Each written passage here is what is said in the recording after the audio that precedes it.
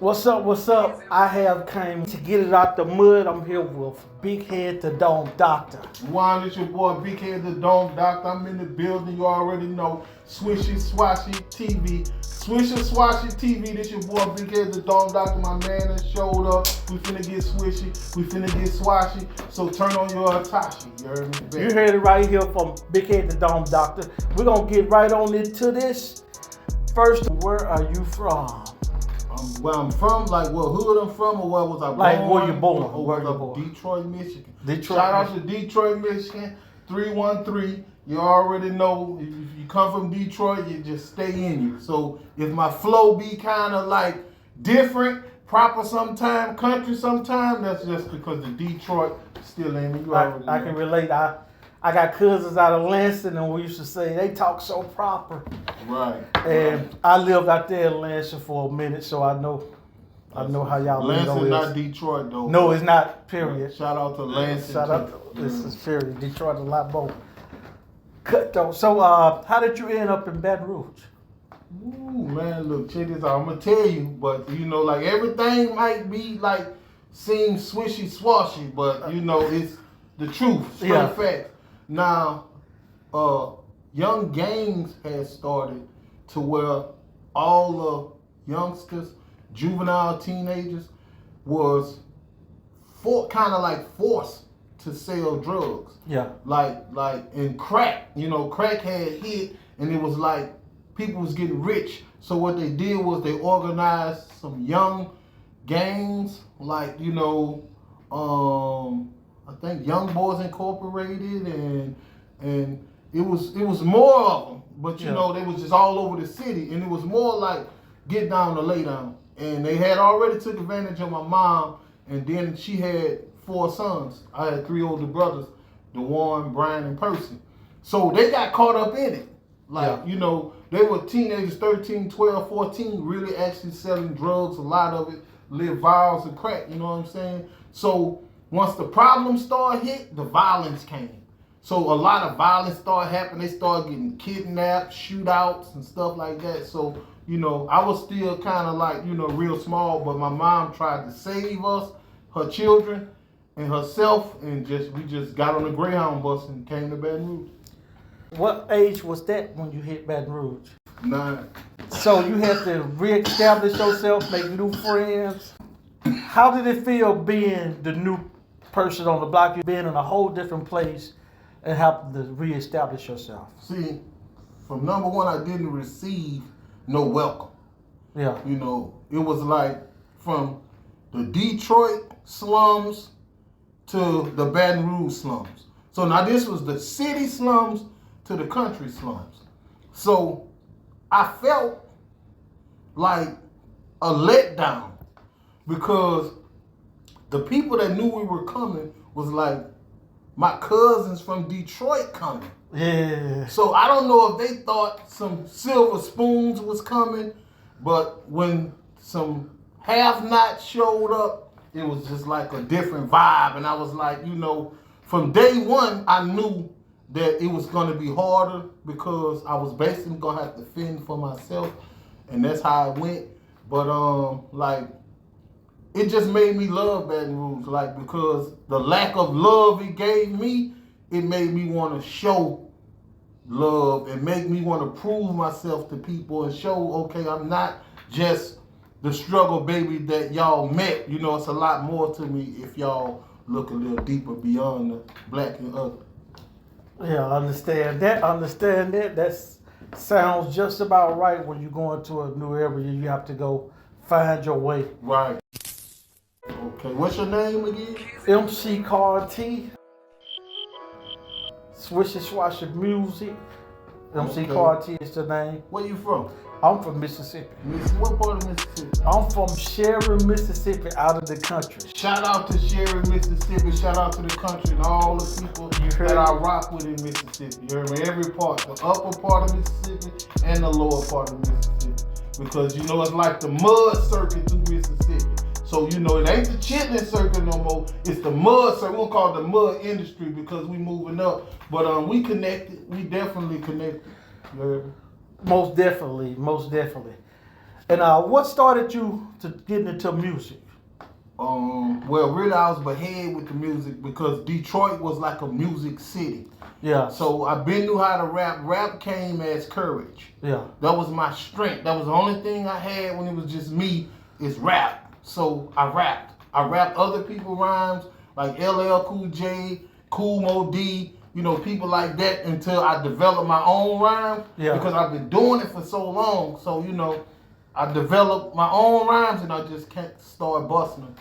Baton Rouge, my first day in Baton Rouge, 1987, I had a rap contest battle against supposedly the top rappers in South Baton Rouge, Puppy D and Dabby Doo. Puppy D is like my favorite rapper of all time still right now. But I rapped against him and Dabby Doo, and I was my big brother's little brother. Yeah. So they didn't know what I was going to do because he kind of showed them with the proper lingo and the stuff he was saying. But they had the country swag and they already had the, you know, the people on their side, you know. But when I stepped up and went to running it, yeah, I smashed them right then and there. And from that point, from 9 years old, like I've been like at it. From 9 to Dufrock, like Dufrock Elementary, I'm like 10. You know, I'm at Dufrock rhyming. You know, I was the best rapper at Dufrock. To Glasgow Middle, best rapper. Westdale Middle, best rapper. Dropped out on the block, the best rapper. Sounds like you were eating alive. Yeah, the best rapper. Just everywhere I went, I just knew that was my hierarchy. I knew that's where I was gonna be the best at. So I was like, well, okay, I might not be the best at this. I might not have this. I might not look like this. But when it come to rapping, I'm finna get the snapping. Just like that. Well, sounds about like pretty much me doing the same thing. That will lit the fire when you tear somebody out the frame, out the dope. That's what light that fire up under you. And that's what gets you to going in that direction, and you hang on to that. I remember a story back when I had won on a dance contest. And everybody went to hooping, hollering. I went to tearing people out the frame on the dance, but I can't dance worth a lick now. But that would lit that fire. And what got me into music was my 4th grade teacher, Miss Gilbert, played Michael Jackson. And all the women ran to the front of the class. I said, I want the women to run up there on beat like that. That's what made me want to start doing music at Michael Jackson when all the women one ran to the day front of the class. I was downtown Detroit one day and I saw Michael Jackson. Yeah. You know, and it was so much stuff going on. And, you know, I was on a road mission. Like, we used to go down and steal. You know, I used to try to steal for my whole family so we could have something to look, you know, presentable in. But anyway, Michael Jackson came in, like walked through the, like how Hamtramck was made. It was like a little section. You come through one way, you can go through like out another way. Yeah. And they was like, Michael Jackson, Michael Jackson. So everybody rushed. And, you know, I'm like, wow, I was thinking if Mike saw me, he was going to save me. So, you know, I'm like, but I didn't, you know, get no closer. But, you know, I felt the impact of Michael Jackson. You know what I'm saying? Like, I always knew that one day it'd be my turn because, like, ain't too many people felt the impact from Michael Jackson. The real Michael Jackson. You know what I'm saying? Yeah, I understand. I was a little bitty boy. But my mind was developed. I was grinding. I was, you know, on a mission. But I still knew, you know, Mike. And what you said about the dancing, I'm totally with you on that because I won dance contests before I won rap contests. Yeah. I even won a few beatboxing contests. Like, I'm net hip hop. So you actually are artist. Right. So did you create this logo? Yes, sir. It's an O, it is a T, and it's an L. And it connected and made it like a figure so you can bring to life. You can give it a face and an expression to how you feel. And it's open because you got to be open-minded and open for opportunity. So that's why the O is open like that. So Out the Mud Entertainment, that's it. And also, I want to South, that's real shit. No, what's real is I that wanted to swimmers ask is you dead about right now. Trill You two dumb Entertainment. motherfuckers out here trying to kill each other. Trill fam. That's my fam. Trill When is it fam, gonna Trill stop, huh? Entertainment, because that's where I know you from. I used to watch the Ghetto Story movie with you in it, and Right. Nigga put You some a great- change on you- his brain. yeah, That's what the fuck happened. Hey, I Yeah. said that on the way here. Right. Niggas been doing that Because type of shit. That you my ain't just cameraman started. said that was his favorite movie, and I said that line right there. That's what's up. man. And I told him, I said, What's your cameraman name? my cameraman is Zoe Shot It. Shout out to Zoe Shot It. Joe Shout out Shot to It. Zoe. He do my videos. He's a traveling cameraman, so shout out to him, like you say. Shout out Thank to you. Zoe Shot It. So on the way here, I said that I was like, your acting skills are on point. Right. I was telling him that it didn't seem like you was acting. Like you could tell when somebody just throw something together Right. and they ain't acting. Like y'all really did a good job on that movie. Because basically, we was being who we really were Yeah. in life. So it wasn't hard. Like, I didn't really even understand why people had other names. I was like, nah, I'm being myself. I'm sorry. Yeah. 'Cause that's why the lady was like, big head, I can't I can stand relate. him. I can relate. And I'm like, why? They couldn't stand me. Like, but yeah. big head, whatever it is. So it was easy to jump in that road, just be Easy, yourself. man. That's That's all it. we had to do. That was it. The So, only thing was you had to do it over and over and over and over and over and over and over again. Yeah. And I believe as far as my directing skills go, if you get it right the first time, you don't have to keep doing it. So Yeah. I try with anything I do, I try to get it right the first time. sounds like a plan. That's what my uncle always told me. Get it right the first time. You don't have to do it again. Right.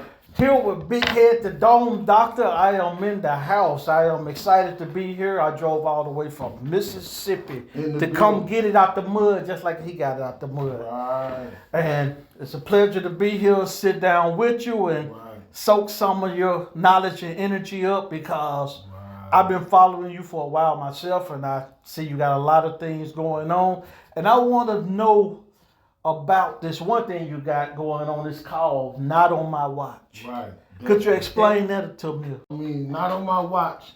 It was something that I came up with because I felt like my whole life, the things that I went through, that if I had something to do with it personally, it went how it's supposed to went, or it didn't go wrong. Out of my 99 homies that died or got killed, none of them died on my watch. None of them got killed on my watch. When people used to say, Big Head, now I was the leader of the wrong crowd, but for reason, the mothers would say, Big Head, you know, when I'm little, Big Head, I'm going to let my son go with you, but woo, woo, woo, woo. And, you know, I brought him back. You know, I got him out of trouble. You know, I kept him out of trouble. You know, when as far as jail, you know, I was trying to teach myself how to stop going to jail and teach my homies how to stop going to jail. So then I thought about it. I was like, this is so much positive energy in a negative situation. So if I can put this positive energy in a positive situation, you know, two positives is always good. So, you know, it's not on my watch. It's a peaceful protest for cohabitation among humanity. That means everybody. That mean we all can get along. You feel what I'm saying? Yep. If you can be you, I can be me. You know, everybody can be themselves. But we still can come together and get along as long as we respect each other's mind and space and time and energy. Yeah. You know, we all can get along. So that's what Not On My Watch is, because if it's not on my watch and it's not on your watch and it's not on nobody's watch, then it's no flag, it's no file. You feel what I'm saying? It's like nothing happened. If I ain't gonna let it happen and you ain't gonna let it happen and none of us gonna let it happen, then it ain't gonna happen. Yeah. If I ain't gonna stand there and entertain it, you ain't gonna stand there and entertain it. It's nothing there to be entertained. If you can spread that all over the world, that Not On My Watch, man, this would be a better place, because like you say, if I see something going down, Not on my watch. Right, Like right. just like if you're gonna do that, don't do it around Right, me. right. Either it's either two ways it can go. Yeah, I can try to stop you yeah, by, my presence Yeah. or my wisdom, kicking the ballistics, pulling your coat, trying to get you out of trouble. If that don't work, I'm going about my business. But either way the cut go is not on my watch. yeah, You feel what I'm saying? So hopefully the little time I'm running it with you, that helps. That Yeah. saves the scenario. But if it don't, I ain't gonna entertain it. I got to go because not on my watch. and that's one thing I really like about you watching you. I'm talking about. I like how hard you go on your music. I'm talking about with your lyrics. I'm talking about you go hard. Thank you. And then I'm talking about you give positive messages every day. Right. Positive messages, like when you broke down going to jail. I'm gonna tell you 13 things about jail that you might not know. That's gonna make it real uncomfortable. The reality of the situation. Yeah. It's structure that I didn't structurize, but it's reality. So it's like, well, maybe if you can see the reality of the situation before you even enter it, you might respect the reality of the situation. Yeah. You feel me? So it's basically I'm just giving you the reality, the facts of reality. Yep, and it's real. That's all I be trying to do. Just lace people up with life experience that I've been through. So hopefully you will realize that it's not even necessary to go through. Even if you struggling, you start off struggling. You don't continue struggling. You don't end off struggling. You struggle until you can maintain. You feel me? And then you maintain. And then when you get up, you get ahead. But hey, ain't nothing wrong with maintaining, ain't nothing wrong with struggling, but just know, it's a difference, it's a process. So, you don't give up, You came out with Struggle Baby, one of the Right. albums I ordered from you, and you sent me my package. I got my posters, I got my signed what's up. CDs. That's what's up. And you gonna see those posters on my wall during my interviews. That's what's Struggle Baby. Yeah, because definitely, like, I came to Baton Rouge struggling. And I wasn't afraid, I wasn't ashamed. It was just the fact that I was different. And by me being different, people didn't feel like, I'm not going to say they didn't care, because some cared and helped out along the way. But then again, like, I was so different to where, like, I had to be a man. Like, people like, where your people at? Where your mom at? Where your daddy at? Where your family at? And I couldn't answer that. I just had to stand on my own because everybody was going through their own struggle. Everybody was suffering enough.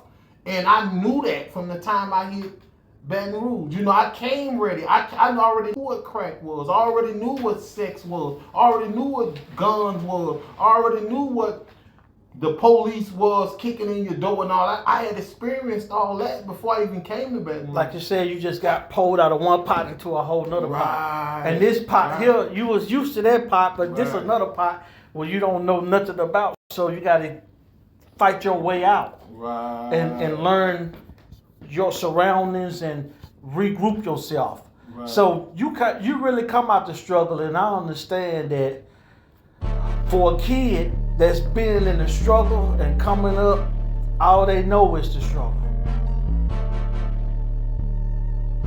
But see, you have to acknowledge your struggle.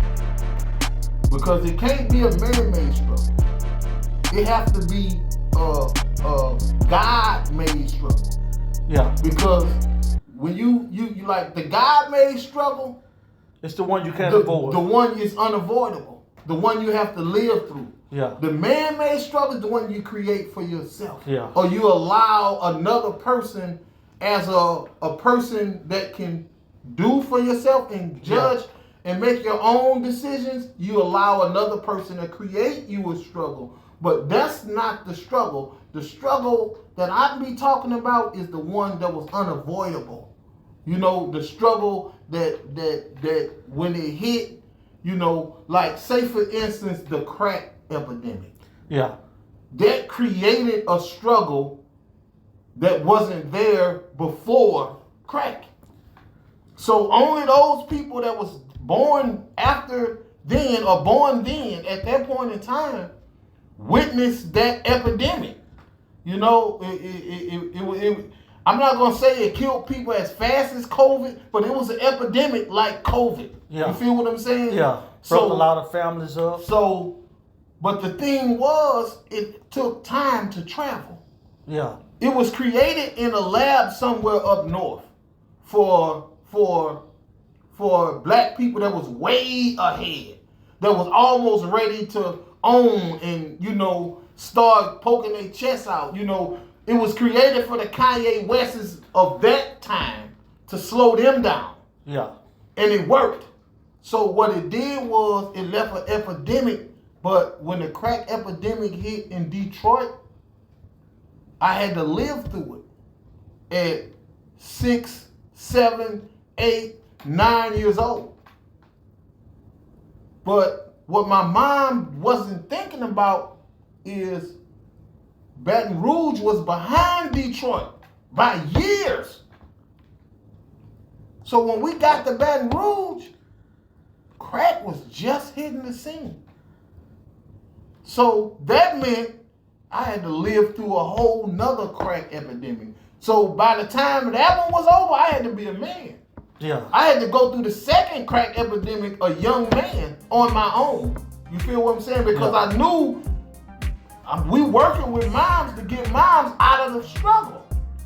She caught up. She young too. You know what I'm saying? Yeah. So it's like, okay, now I know I came from Detroit helping. So I know I got to help. And it done got more serious now because we don't really know nobody. Yeah. So it's really serious now. So it was like, okay, well, I was already in the dirt. Yeah. You feel me? In Detroit. And when I came to Baton Rouge, I came dirty. And it started raining. So what dirt and rain make? Mud. Mud. I had to get it out. Had to get it out the mud. It ain't like you came down here to a family who had it going on and took you on their way. I came straight from one dirt to the other dirt. Yeah, and so, it started raining. And we know what that leads to. Mud. And I was right there in it. So, back to the music. Do you have any future projects coming out? Definitely. I got the project coming out. I got one called Stability. You feel me? Yeah. And I'm gonna try to hook up with Boosie Badass. Shout out to Boosie Badass, Boosie.com, and put it on there and sell it to create some stability for me and my family. That's what I'm gonna call it, Stability. Then I got one coming out with Fox and Mill. You heard me? South Oaks, another project. Hopefully, we plan on putting on Boosie.com. Shout out to Boosie. Shout out to for Fox. sale. Shout out to Boosie and with the Boosie.com movement, because a lot of people don't understand what he's doing. He creating distribution for people who can't get no capital because of streams, where all you can get is pennies. But if you can connect with Boo and put your CD on Boosie.com or put your movie on Boosie.com or something like that, then you can sell it. That's a platform that we You all feel me? need. Yeah. So everybody down south, you feel me? If you got a buzz or if you got anything like that you creating, you building, you standing on it, you trying to get to the next level, my advice, hit up Boosie.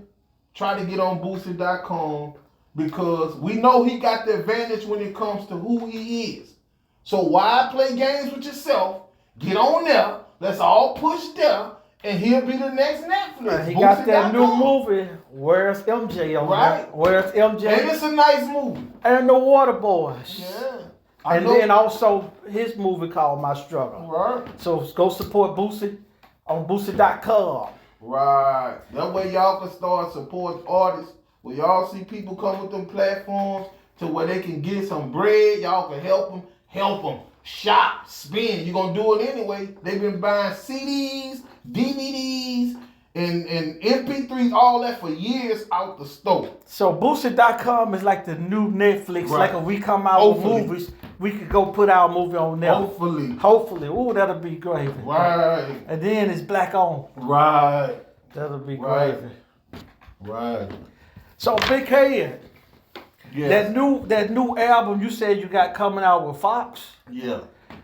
that gonna be a hitter there. Yeah, definitely. They're gonna be a hitter because both of y'all some spitters. Both of y'all some spitters. I wish I could let you hear some of it now, Woo. but that just ain't my call. Yeah, I understand that. But when I say like South Oaks, like it's like I wanted to go another direction. I was like, Fox, they both know the world know that we can rap. Yeah. But this the thing. They don't know that we can rap about our environments at this point. Yeah. They might think we out of touch. Yeah. So let's show them that.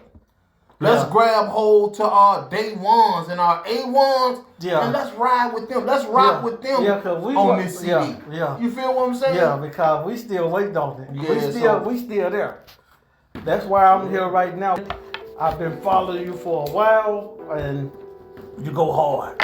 You go hard on the music. You get that real. You speak the real. Once they let you in the door, it's over with. Because you coming. You coming. You let you in that door, it's over with because you spit that fire. You made you. So, brother, that's why I stay in my prime. And how do you feel about Baton Rouge not getting the credit they deserve? Well, just Louisiana as a whole. Like a lot of influences come from Louisiana. Well, it's like this here, man. Thanks to Young Boy, we back at the top. Bro. Yeah. So Yeah. this time, all we gotta do is connect the dots. Yeah. You feel what I'm saying? Connect the dots. Everybody hug everybody. Yeah. You feel me? And then it won't be no more outside. It won't be no more having to go this place, that place. Nah, everybody connect with everybody.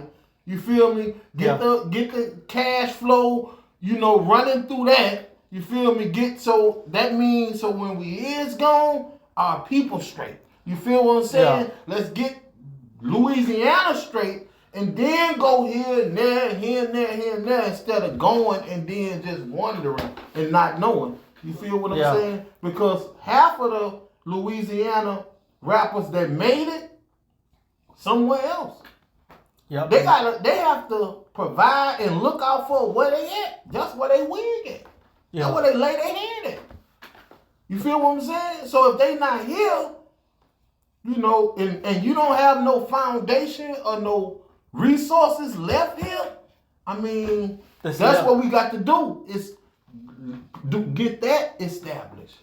You feel what I'm saying? Yeah. That way all the next rappers coming up, they won't have to kill or die to make it. Yeah. They got a route already there for them. Yeah, because you know how it takes to get to that route. So, but when you got a foundation, a road already laid there for them, it'll make it easier for them to get there instead of have to, like you say, get it out the mud to get there. So, bro, in Louisiana, bro, we lose not only rappers, we lose athletes to gang violence and gun violence and unnecessary, altercations that happen with them being around just because of, how that is designed or how it's built. Because, if they don't get you one way, they're gonna get you another way. If you don't get caught up in the violence, you're gonna get caught up in the scandal. Some kind of way they're gonna get you. So in the process of that, it's like basketball players, football players, they'll be just, they'll try their heart out. They'll practice from little bitty people, and some, if they don't get that little extra structure or that extra wisdom or that extra guidance to say, don't go there, or, fall back, or, you don't need that, or, why you work so hard all those years, sacrifice all your time, energy, and effort just to go prove one little point. They don't get that. And what they end up doing is crashing out or getting killed. Like, just think, if you're an athlete, you're a football player, or you can be a baseball player. You way more fit than them niggas that don't do nothing but smoke weed and play the video games. Yeah. So when you link up with them, you're gonna beat about 4 of them up. Yeah. But the fifth one gonna have a different mind frame. He gonna really be about Fortnite or Black Ops or whatever it is and lay you down. Yeah. And then both of y'all right, but both of y'all wrong. You know? You showed your advantage you had, took on 2 or 3 of them.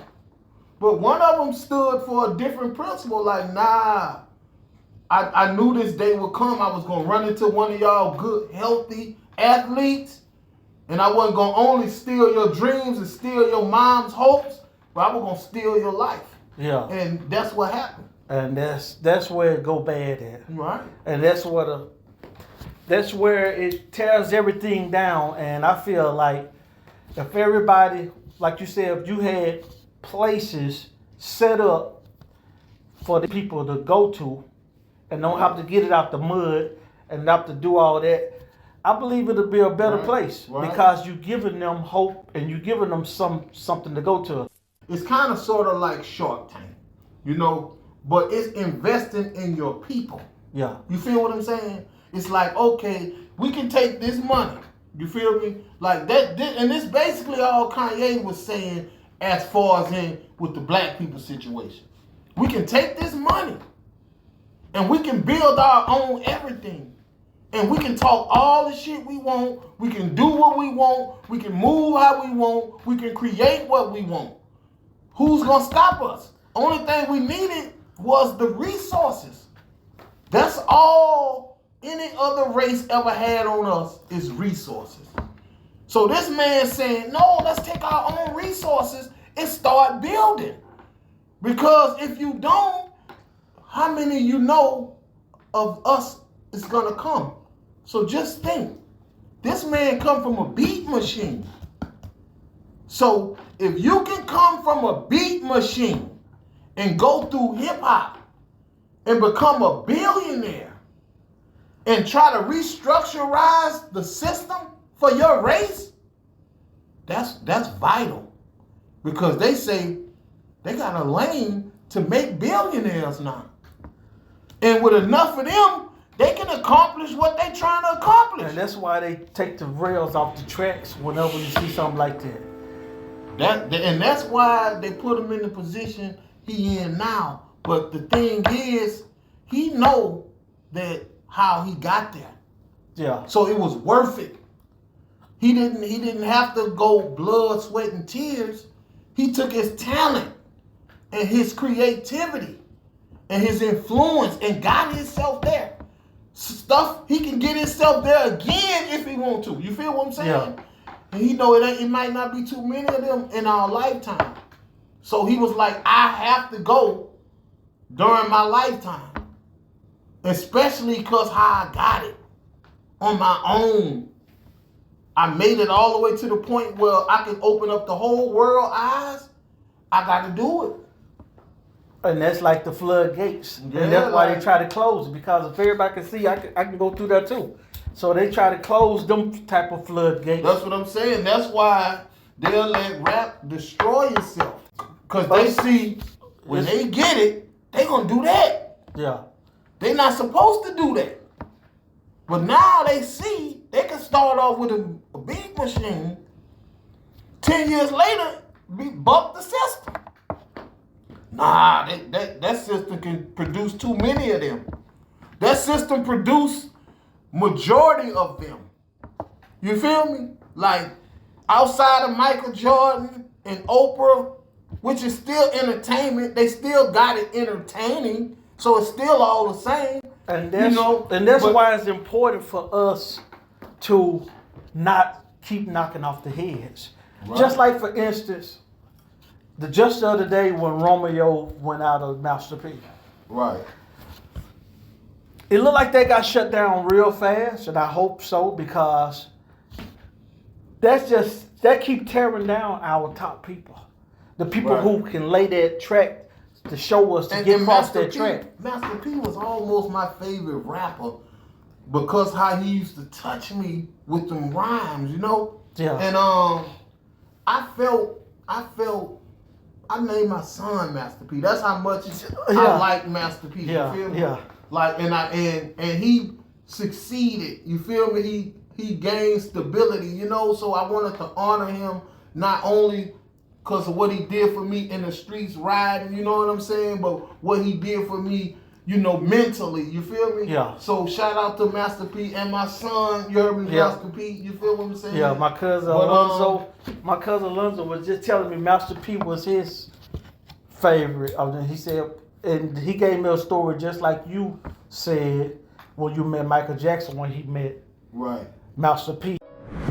Like Well, if he can I get all never these met lyrics, Master P. I can get one. But I probably been in events or something when he was there, but I never met him. I met C Murder, I met Silk, I met a lot of No Limit artists, but I never really met Master P. But I wouldn't pay nothing because I really ain't got it to pay. But you know, I would love to meet Master P and you know, let him know, you know, how he played a big part of, you know, my life in developing my mind as a man and standing on my principles and stuff like that. Yeah, definitely. He shined a light on Romeo was down bad for that because like I go all the way back to the I'm Bout It video. You feel me?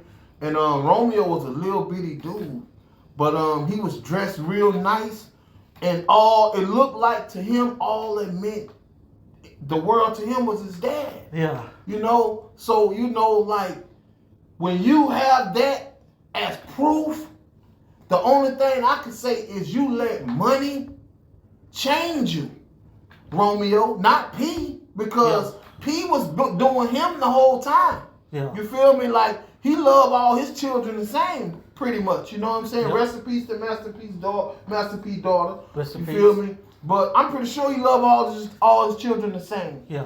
And but Romeo, you only have one father, you know, and you had that special glow and love for your father coming up. You showed us that. You showed the world that, Romeo. Yeah. So for you to say something about something dealing with money, that just means that somewhere in that money came in between y'all, because, you know, I would have took, like I said, I can make something out of nothing. So Master P himself is something. Yeah. So if I'm gonna be your son, I'm not gonna never cry about no money. Even if I go make some deals involving you and say, Dad, you my dad. I needed some money. I went and signed a $200,000 deal with hey, you know, even if I did that, I'll do that before I bring it up. Or I just ask you for something every day and save me. Yeah. Let me get 1,000. Let me get 2,000. Let me get 3,000. Do that for a year, Romeo, before you go to crying.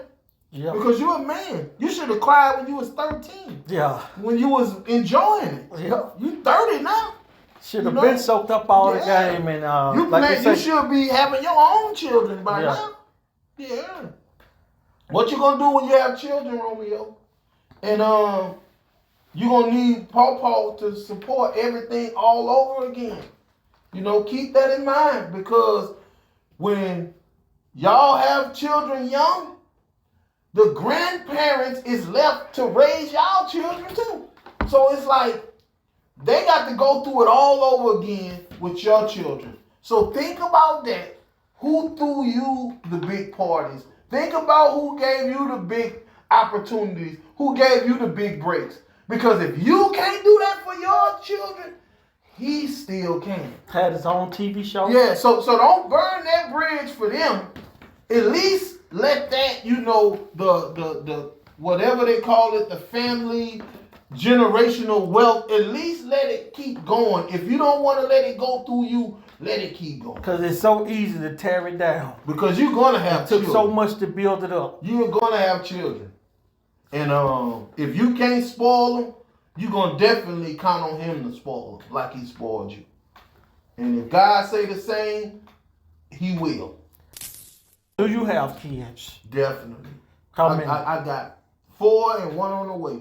My oldest son, he's in jail, unfortunately. So free my son, Lil D. Free Lil D. You heard me. My daughter Jamanica, she lives in Texas. You heard me. Shout out to her. She's trying to do her thing. Promo and like getting into movies or whatever it takes.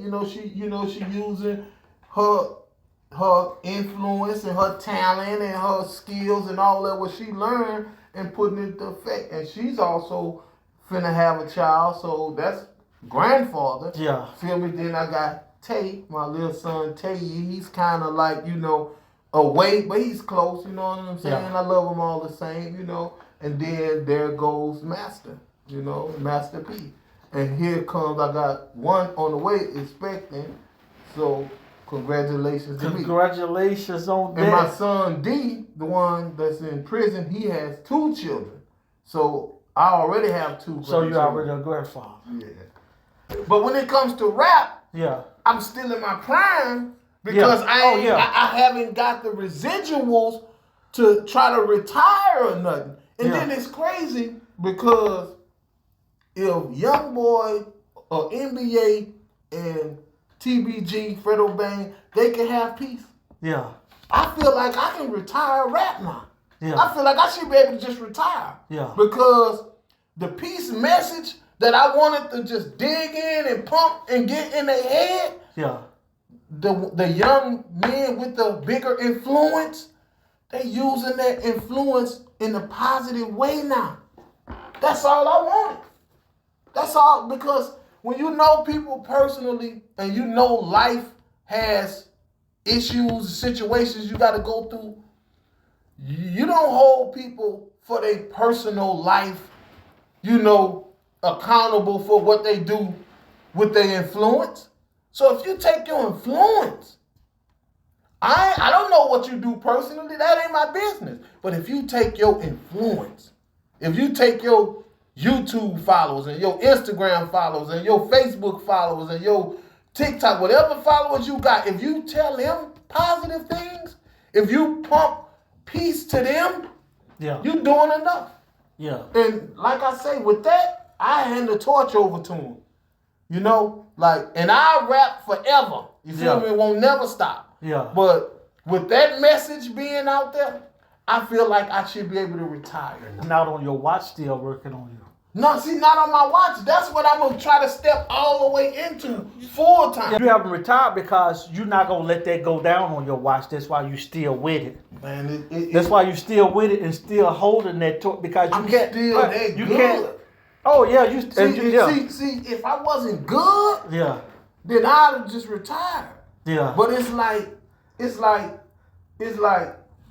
good drugs always sell. Yeah. You feel it's me? Always sell. So it's like, as long as I got some good drugs, I'm going to get some sales, man. Yeah. You know what I'm saying? So it's like, that's how I look at it. Now, I would want to, because I'll never turn the money down when I say retire. I mean, I just retire that from being one of my things that I enjoy doing as a hobby and things that I just devote time to when I can be devoting that time to something else, that's more beneficial or just more say for instance, with your grandchildren and your little children, it's time or money. Yeah. It's either one. So, if you can spend time with them, you necessarily don't need the money. And at that point in time in your life, you juggling with what's more important. But see, you need the stability overall so you can spend the time with them, though. So that makes the fight more serious to get the stability. But once I get the stability, say for instance, the crib and, the circulating currency where I ain't got the, I'm chilling with my family. Yeah. You feel what I'm saying? Yeah. Or I'm going to work or something like that. Yeah, definitely. But other than that, I'm scratching. Scratching and scratching and scratching. That's why we getting it out the mud. Out the mud entertainment here with Def Doctor. Big Head, the Dome Doctor. We keeping it swishy swashy. Keeping it swishy swashy here, right here. You heard it first. Here in Baton Rouge, we got Mr. Big Head, the Dome Doctor, MC Quarantine is on here, and we finna let y'all know some more stuff that's gonna go down, and it's gonna be a song that I'm gonna be doing with him. Right. We definitely, we in the lab too.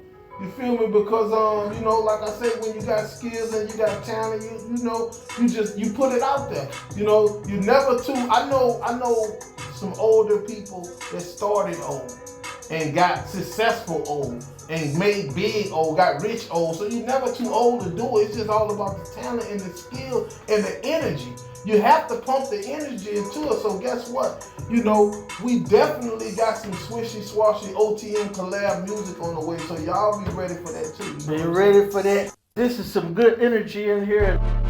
I hope you guys learning some lessons behind these camera lens. We got OTM and Not On My Watch. Are you still like signing up people on that? I mean, definitely, because some, like I did one of the hip hand-me-downs. Hip hand-me-downs is something that I developed through Not On My Watch, you know, because it's positive. It's where fortunate people hand stuff down to less fortunate people. So what I do is I be the mediator. I set it all up, and I, you know, in different locations, and just tell them, you know, to come get it. You feel what I'm saying? So one time I did that, and I went live, and my page got erased. And all it was showing was people come get stuff, and you know, but I normally didn't do that. I normally just let them get it, you know, post where I'm at, location, and boom, and then don't go live or nothing. You think that was too positive? That's why I got snatched down? I don't know, but that's what they did, bro. Like, they snatched the page, and then from then I was like, damn, if they snatch my Big Head the Dome Doctor page, I ain't even gonna be able to pay my bills next month. So I'm like, let me be cool with that and just try to develop it more and give him more meaning of what it means, because it was all that. And you know, like, it was just, it had like, you know, Mexican people, white people, you know, they was just coming to get it because it was out there for them. You know what I'm saying? Like, I feel like if you will come get it, you need it, you know? And other than that, I know directly who to give it to. You feel what I'm saying? So it's like, you know, a mix of that. So, but, you know, Not On My Watch is definitely more, it's going to get bigger. I'm still signing up, and, you know, I just don't want to connect with no other, you know, situations. Yeah. Because when you end up doing that, they go to trying to change the structure and what it's all about, you know? So, you know, we definitely on the move. And like I say, they got hip hand-me-downs. That's a non-profit organization, which Not On My Watch is a non-profit organization. They got Cover Your Brother, which when the winter time come, you know, that's for coats and blankets. You know, where we take coats, they don't gotta be new. Yeah. They just gotta be fresh, clean, and hip. Yeah. You feel what I'm saying? Blankets, you know, same thing. And they go to people who actually need them. You feel what I'm saying? Yeah. Like, you know, because a lot of people don't be wanting to be known or seen or on camera or on blast accepting stuff or being people to know that they live and foul. Yeah. But when they know you done lived like that, when they know you done experienced it, when they know you really that struggle, baby, they can accept you like that. Yeah. You feel what I'm saying? They'll hit my DM and say, BK, it's cold. Do you think you could give me a space heater?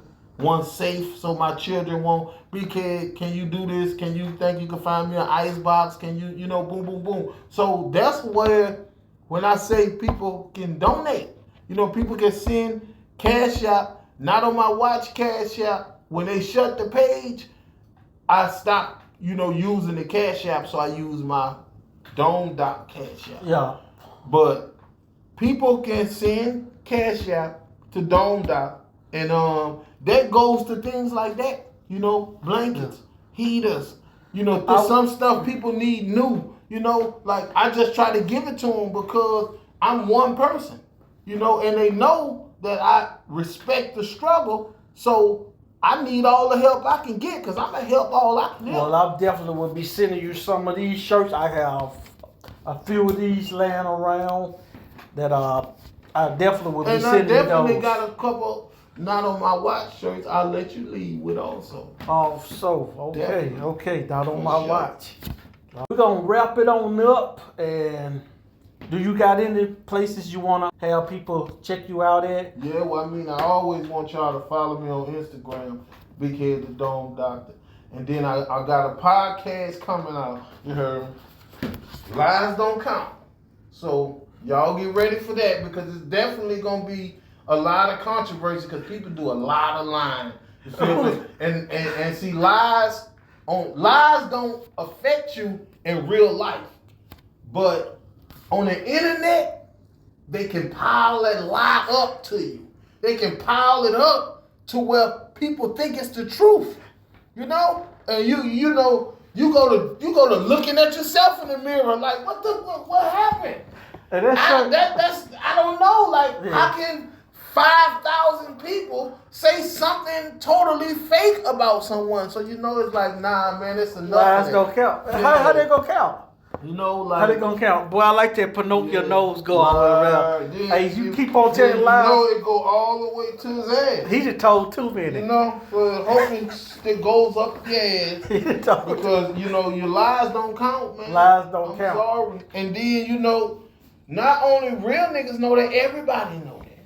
But a lot of people still pump lies. lies don't count. And then it's like, I respect an entertained lie. Like Like entertainment. if it's for Entertainment purposes. Yeah, I got Because you know, like, that's, if you believe that's on you. That's just Yeah. like a movie. You know, I respect entertainment lies. see, and that's what I like. But shit away from it. I tell lies like I'm joking. Right. When I tell joking lies, you know they be believing it. But when I'm telling the truth, they don't want to believe it. But when I'm just joking, I say I see a giraffe flying, and I'm just Right. joking. They believe it. Oh, for real. Man, that's why I try not to even tell jokes. So I just try to keep it just reality. If it's funny, it's funny. If it's not, it's not.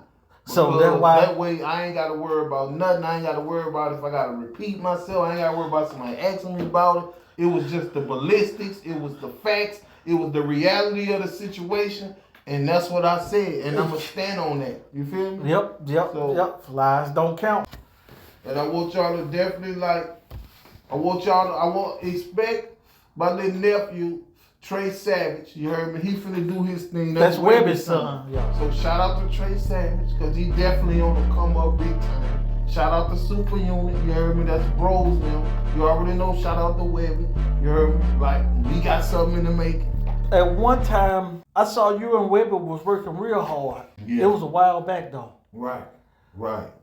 I mean, you know, like, it's like this shit. He called me, I'm coming. Yeah. So if he called me 10 days in a row, I'm going to come 10 days And one in thing a row. I noticed about you got loyalty for all them guys. Yeah. You speak nothing but highly Right. on them. See, I speak the truth on him. I'm definitely loyal to him because I believe, like, loyalty ain't free. Yeah. See, love, hate, all that's free. But loyalty ain't free. You gotta buy loyalty. And it's a shame because you have to buy it or you have to give something for it. So I be wanting people to know with me, you know, at some point you did something that I value enough to be loyal to you for life. Because that's hard for somebody to be loyal to you for life. So I'm just saying, well, that if I don't be nothing else, I'm going to be loyal to you for life. You feel what I'm saying? So Yep. shout out to Boo. Shout out to Webby. Shout out to Fox. I'm loyal for life. You heard me? Bro, they're my bros. That's how they go. If we was on a van or plane, whatever, just us, we'd be fine. Yeah. You feel me? Fine flying. You heard me? Yep. Switch to Swatchy TV. This is the first but not the last interview with the doctor. And Big we Head the will Dome be Doc. getting back with him real soon. He got a lot more to talk about. We got a lot more to learn from him and a lot more we want to talk to him about. So until next We time. got a lot of more swishy. We got a lot of more Swashy. swashy. You know what I'm saying? For your Itachi. And I got a So, you know, so shout out to, you know, my whole this situation. Shout out to my podcast I got coming out. You heard me? Lies don't count. You heard me? Shout out to all my social media platforms. You heard me? Shout out to the whole game. You heard me? And I definitely want to give shout out to my man, Boss Action. You heard me? He in the building. You heard me? He showed up. You know what I'm saying? He like, yeah, you know, like we gonna start doing make all this add up. So guess what? Shout out to him. You know, shout out to Slime. You heard me? He in Houston, connecting the dots right now. You heard me? So you know that's how we doing. We gonna keep it swishy, swashy. You know, through the whole globe. Shout out to Detroit. You heard me? That 313. You heard me? Shout out to Baton Rouge. You heard me? Shout out to Louisiana. You heard me? Shout out to Texas. You know, and everything in between, especially shout out to Mississippi. You heard me? Like I say, we got that mud industry connection to where, you know, we got them little shows, you heard me, where we do them little dough deals. Y'all know what I'm talking about. You know, we keeping it mud industry. We gonna keep it hood. We gonna keep it real. And, you know, every time you see me, you know, I'm gonna be just speaking the facts. You heard me? Because lies don't count. Feel me? Swish, swash.